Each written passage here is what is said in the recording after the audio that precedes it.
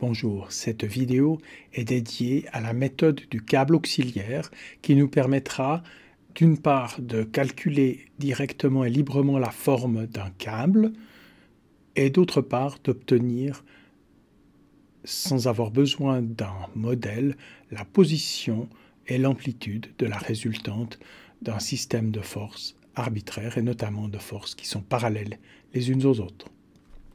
Nous verrons que la méthode du câble auxiliaire nous permet de déterminer la forme d'un câble. Nous verrons comment construire ce câble auxiliaire, quels sont les choix arbitraires qui nous sont à faire pour pouvoir faire cette construction et finalement nous verrons comment utiliser cette construction pour obtenir la position de la résultante d'un système de force. Dans cette vidéo, vous connaissez le système avec deux charges. Nous ajoutons maintenant une chaîne rouge à laquelle on suspend deux poids en son milieu. On constate que la chaîne rouge et la chaîne blanche se superposent parfaitement dans les parties gauche et droite entre l'appui et la première force, respectivement entre la dernière force et l'appui. Par contre, au milieu, la forme est différente. Voyons comment résoudre ces systèmes. Je ne vais pas prendre beaucoup de temps pour faire cela parce que nous l'avons fait plusieurs fois auparavant. Pour le système du haut, nous avons deux charges. Une charge de 10 newtons qui est en équilibre avec un effort horizontal et un effort qui monte vers la gauche. Donc nous avons ces efforts, on pourrait lire leurs valeurs, mais on les a déjà déterminés une autre fois, donc ce n'est pas nécessaire. Ensuite, dans la partie de droite, nous avons également 10 newtons. Et puis,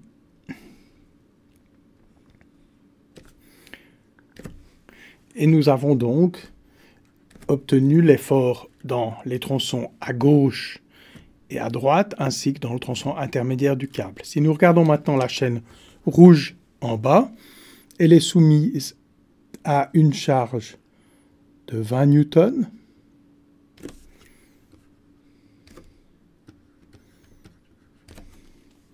Avec, dans sa partie droite, une inclinaison qui monte vers la droite.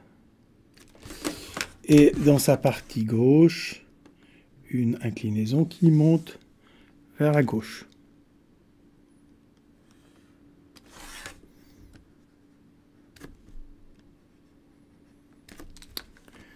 On constate de grandes similitudes entre ces deux constructions. En fait, 10 plus 10 égale 20, donc l'effet de cette force est égal à l'effet de ces deux forces. Nous constatons que ce tronçon a la même longueur que cet autre tronçon, de même que ce tronçon ici a la même longueur que cet autre tronçon.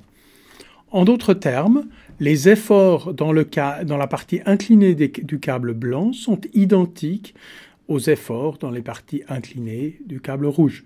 La seule différence, c'est que le câble rouge n'a pas un tronçon horizontal en son milieu. Qu'est-ce que ça veut dire? Ça veut dire que pour la chaîne rouge et la chaîne blanche, dans la partie entre l'appui et la première charge, par exemple, eh bien, l'effort est identique.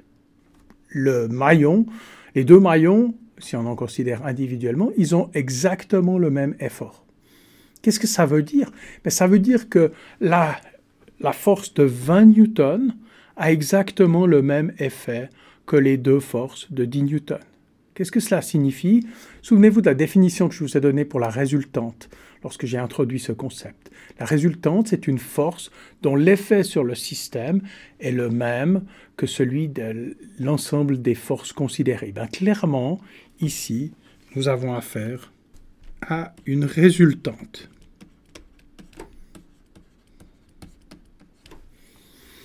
Ce qui est intéressant aussi, c'est de voir où se situe la ligne d'action de la résultante. Nous étions, je pense, déjà d'accord pour dire que la résultante allait avoir une amplitude de 20 newtons. Mais maintenant, ce que nous voyons aussi, c'est que cette résultante a sa ligne d'action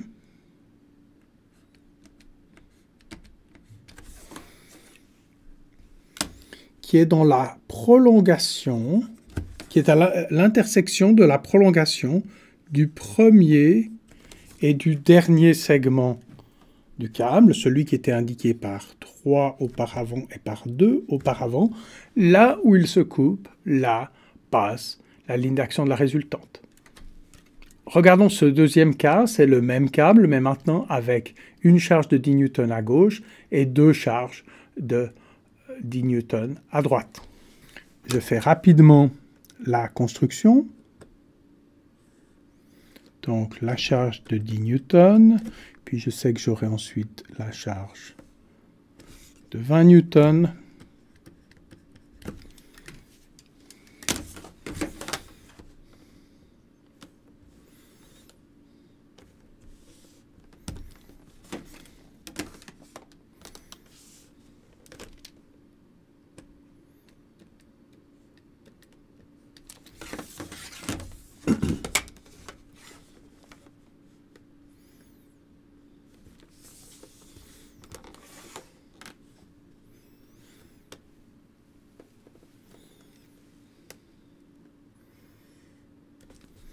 Ici, c'est l'effort dans la partie gauche du câble, dans la partie intermédiaire.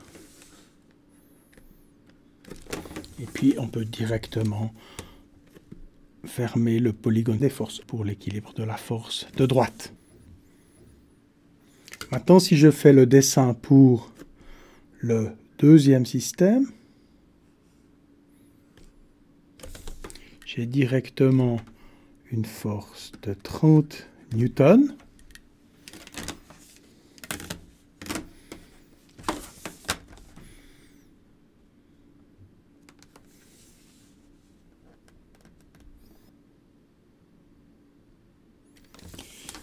Avec une composante qui monte vers la droite d'abord, puis qui monte vers la gauche.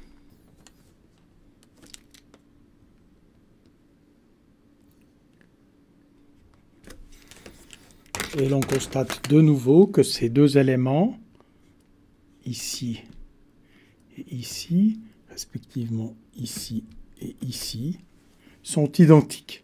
Donc là, de nouveau, la force ici de 30 newtons est la résultante de deux forces de 10 et de 20 newtons. Sa ligne d'action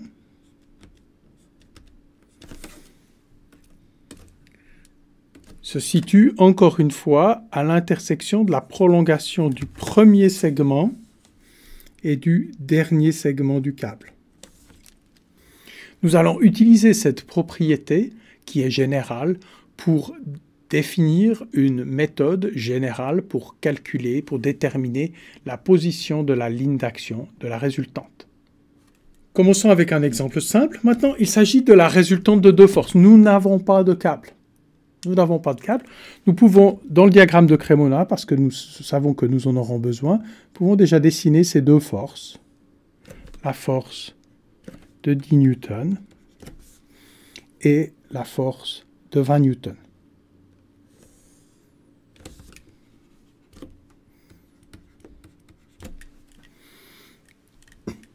Nous allons travailler avec ce que nous appelons un câble auxiliaire. On peut aussi l'appeler un câble fictif parce qu'il va nous être utile. Et puis ensuite, une fois qu'il nous aura rendu service, on pourra l'oublier, respectivement, l'effacer si on le souhaite.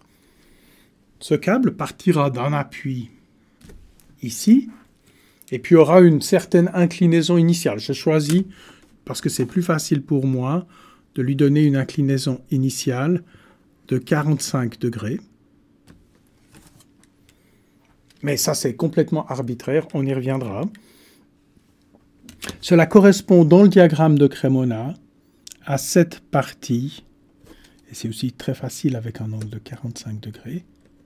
Nous savons que l'effort dans ce câble est quelque part ici. Ensuite, nous avons un deuxième choix qui doit être fait, soit on choisit un deuxième angle, par exemple, on pourrait dire que le câble est horizontal après avoir touché la force de 10 newtons, soit on peut choisir un point dans le diagramme de Cremona pour représenter l'effort dans la partie intermédiaire du câble. Dans le cas présent, je préfère choisir que le câble soit horizontal entre les deux forces. Vous vous souvenez que ça n'était pas le cas dans le câble que nous avons construit. Il était horizontal lorsqu'il y avait une seule force. Mais en fait, on peut trouver un câble dont la partie ici sera horizontale. Qu'est-ce que ça veut dire? Ça veut dire que dans le diagramme de Cremona, cette partie ici doit être horizontale. Et donc, l'effort dans le premier segment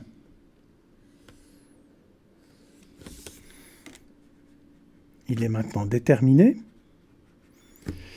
Et puis, on a aussi automatiquement déterminé dans le diagramme de Cremona l'inclinaison du dernier segment du câble, qui est ainsi.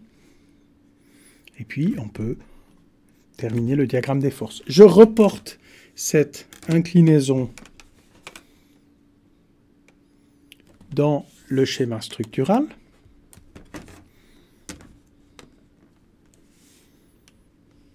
Et j'obtiens la fin de mon câble auxiliaire. Mon câble auxiliaire, je l'arrête ici par un appui. Qu'est-ce que nous avons observé auparavant? C'est que si l'on prolonge le premier et le dernier segment du câble, on va les prolonger ainsi.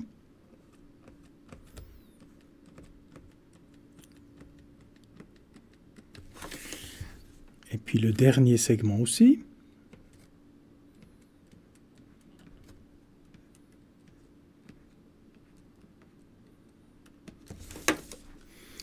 Voilà. On obtient à l'intersection un point qui est sur la ligne d'action de la résultante.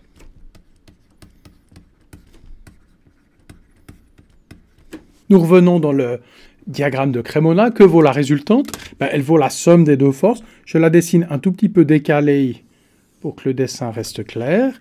Mais il est clair que la résultante ici vaut 30 newtons. Mais où passe-t-elle dans le système réel? Eh bien, cette résultante sera verticale et passera par le point qu'on a déterminé auparavant. Donc ici, je dessine la ligne d'action de la résultante.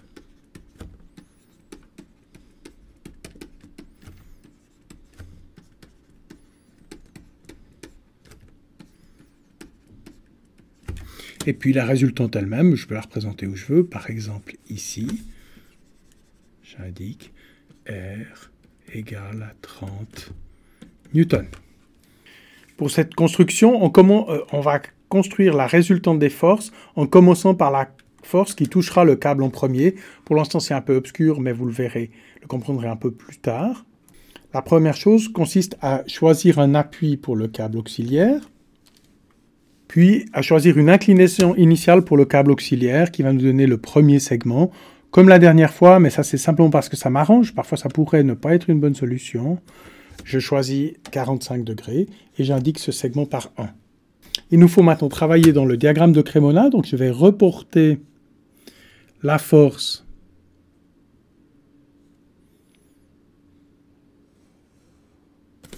de 20 newtons dans le diagramme de Cremona et je rapporte également le premier segment du câble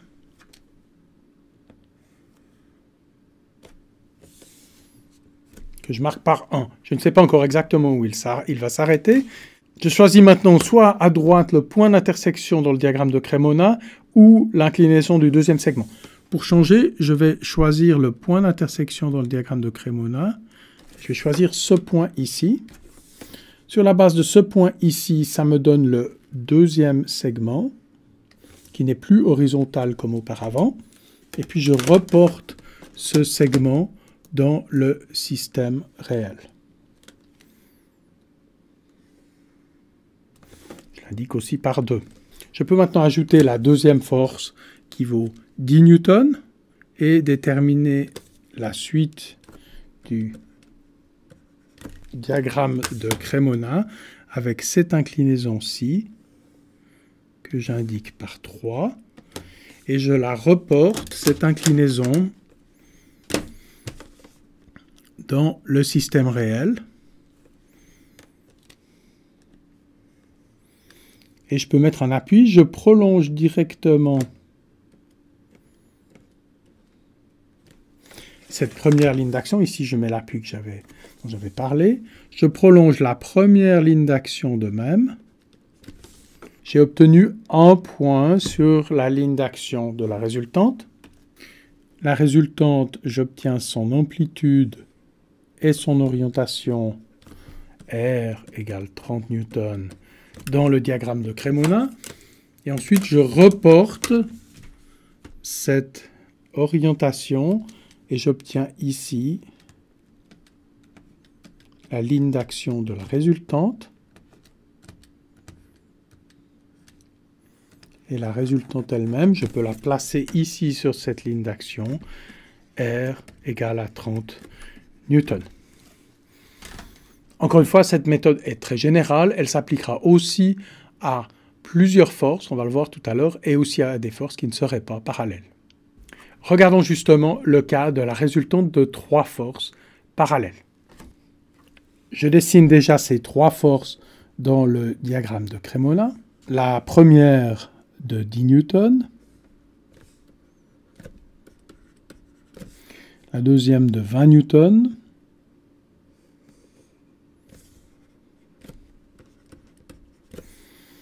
et la troisième de 30 newtons.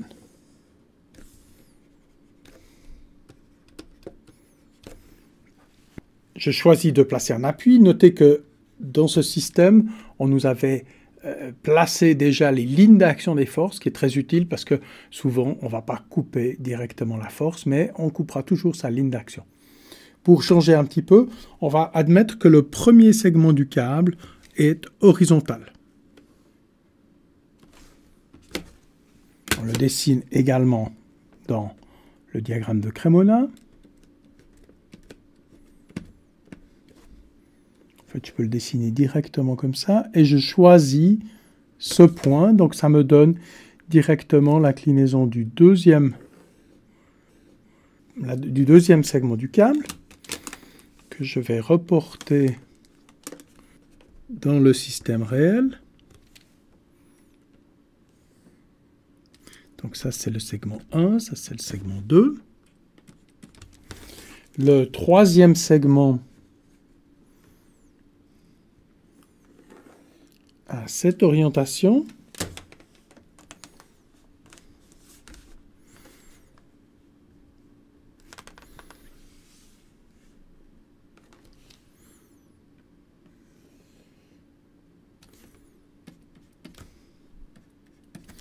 Et le quatrième segment est très vertical.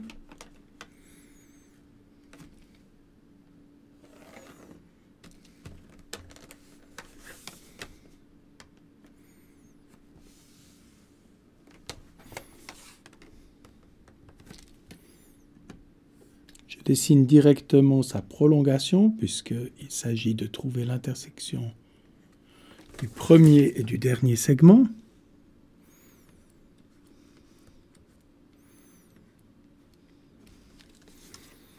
Donc ça, c'est le segment numéro 4. Ici aussi, j'indique aussi l'appui qui termine le câble. La résultante elle-même, dans le diagramme de Cremona, elle est verticale et il a une amplitude de 60 newtons. Et on peut reporter cette ligne d'action verticale dans le système réel en représentant la résultante ici qui vaut 60 newtons. Donc on a vu que ce système de construction que je vous avais indiqué pour 2 forces est généralisable à 3 forces et en fait à un nombre indéterminé, enfin assez grand de forces, autant que vous en aurez la patience. Dans cette leçon sur le câble auxiliaire, nous avons vu que cette méthode nous permet de déterminer la forme d'un câble de manière arbitraire, en décidant par exemple de l'orientation du premier segment d'un câble, voire des 2 premiers segments. nous avons vu comment systématiquement procéder à cette construction.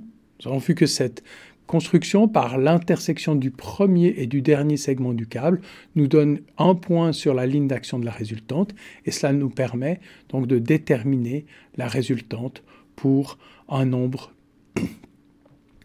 indéterminé de forces. Nous avons vu que cette méthode était très générale, peut être appliquée pour des forces parallèles ou des forces qui ne sont pas parallèles.